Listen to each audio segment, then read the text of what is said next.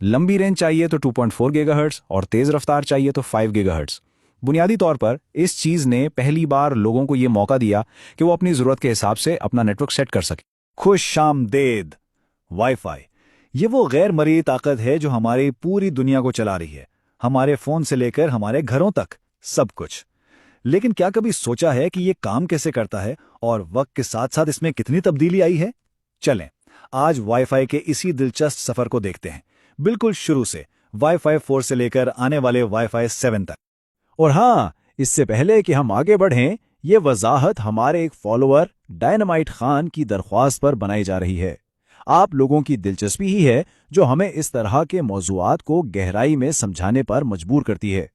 तो आज हम क्या क्या समझने वाले हैं? हम बिल्कुल बुनियादी बात से शुरू करेंगे कि वाईफाई है क्या, फिर इसके पुराने मियारात से होते हुए आएंगे जदीद हाई डेंसिटी दौर तक, फिर मुस्तकबिल में झांकेंगे और आखिर में सबसे अहम चीज ये देखेंगे कि अपने लिए सही इंतखाब क्या है।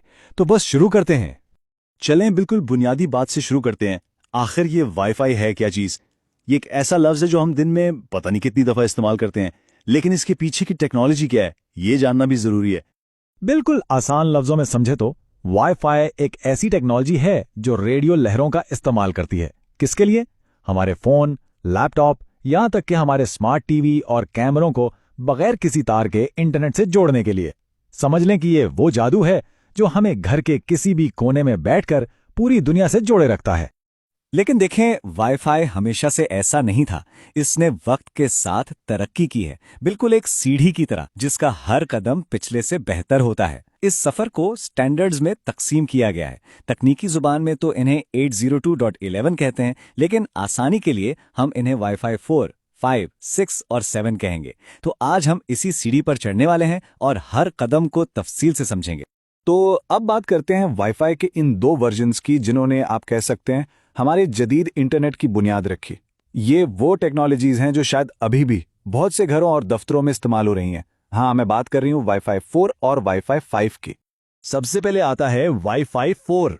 इसका तकनीकी नाम है 802.11n। अब ये थोड़ा पुराना जरूर है, लेकिन बहुत काबिल एतमाद मियार था जिसने वायरलेस इंटरनेट को, अब कह लें, घर घर तक पहुंचाया। इसकी जो ज्यादा से ज्यादा रफ्तार थी ना, वो 600 मेगाबिट्स फी सेकंड तक जा सकती थी, और उस वक्त के लिए ये एक बहुत बड़ी बात थी। वाईफाई 4 की एक खास बात यह थी कि इसने हमें दो रास्ते दिए, 2.4 गीगाहर्ट्ज़ और 5 गीगाहर्ट्ज़ बैंड्स। और यहां से एक बुनियादी असूल बना जो आज भी इतना ही अहम है। लंबी रेंज चाहिए तो 2.4 गीगाहर्ट्ज़ और तेज़ रफ्तार चाहिए तो 5 गीगाहर्ट्ज़। बुनियादी तौर पर इस चीज़ ने पहली बार लोगों को ये मौका दिया कि वो अपनी ज़रूरत के हिसाब से अपना नेटवर्क सेट कर सके। फिर आया वाईफाई 5 यानी 802.11 AC, और इसने तो रफ्तार का पूरा खेल ही बदल कर रख दिया।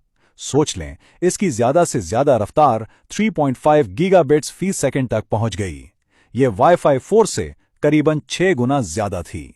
इसका मरकजी मकसद था हाई डेफिनेशन वीडियो स्ट्रीमिंग और ऑनलाइन गेमिंग जैसे भारी काम, और इसके लिए इसने खास तौर पर 5 गीगाहर्ट्ज़ बैंड पर तवज्जो दी।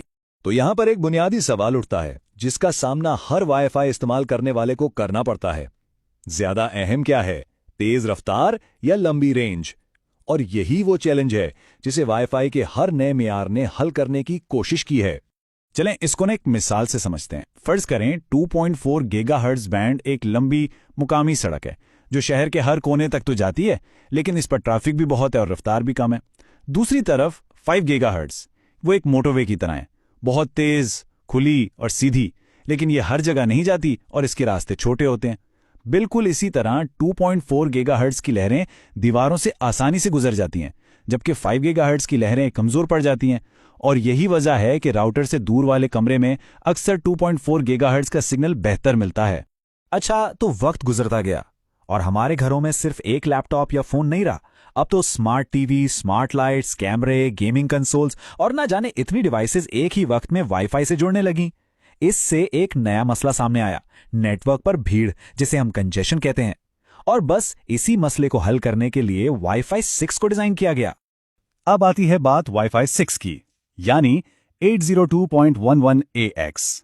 और ये सिर्फ तेज नहीं है, ये बहुत ज्यादा स्मार्ट है।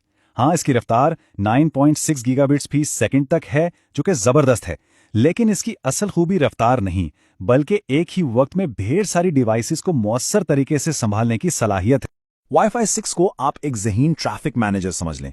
देखें, पुराने राउटर्स क्या करते थे, वो हर डिवाइस को बारी बारी डेटा भेजते थे, लेकिन वाईफाई 6 एक ही डिलीवरी ट्रक की तरह एक ही वक्त में कई डिवाइसेस तक डेटा पहुंचा देता है। इससे फायदा क्या होता है?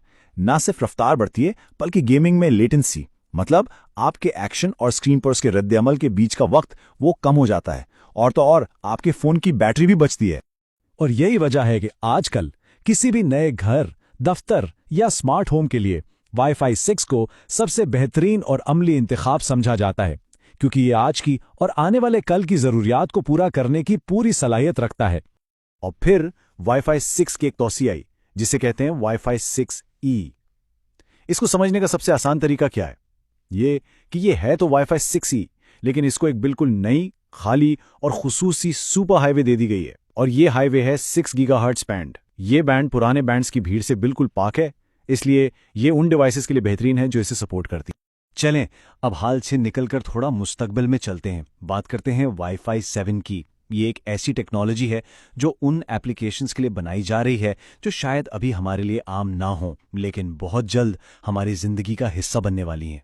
वाईफाई 7, जिसका तकनीकी नाम है 802.11be, ये रफ्तार को एक बिल्कुल नाकाबिले यकीनी सतह पर ले जाता है। हम बात कर रहे हैं 30 गीगाबिट्स पर सेकंड से भी ज्यादा की। अब ये इतनी ज्यादा रफ्तार है कि इस पर आप एक ही वक्त में कई 8K वीडियो स्ट्रीम कर सकते हैं, क्लाउड पर भारी ग्राफिक्स वाले गेम्स खेल सकते हैं और वर्चुअल रियलिटी का तजारबा, वो भी बगैर किसी रुकावट के। तो ये असल में मुस्तकबिल की जरूरियात के लिए आज की तैयारी है। अच्छा, इतनी सारी तकनीकी तफसीलात तो हो गई, लेकिन अब आते हैं सबसे अहम सवाल पर कि अमली जिंदगी में अपने लिए सही वाईफाई का इंतखाब कैसे किया जाए। चलें देखते हैं कि इस सारी मालूमात को हम अपने रोजमर्रा के फैसलों में कैसे इस्तेमाल कर सकते हैं। ये टेबल फैसला करने में मदद कर सकता है।